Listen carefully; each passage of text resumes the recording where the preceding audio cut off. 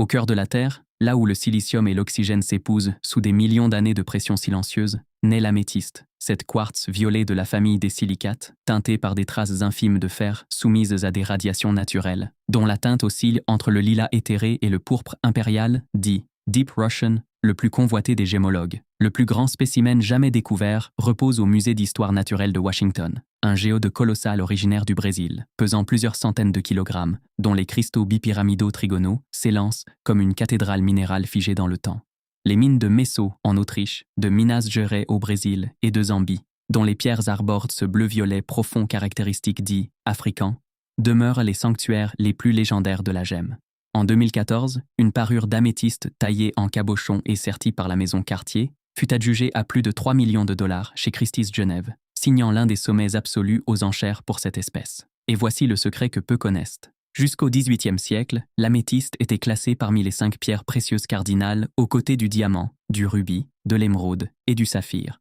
avant que la découverte de gisements massifs au Brésil ne démocratise sa rareté et ne précipite sa chute au rang de gemme semi-précieuse, un déclassement que les grands collectionneurs considèrent aujourd'hui comme l'injustice la plus criante de toute l'histoire de la gémologie. Chaîne éducative créée par Gemme, des exceptions.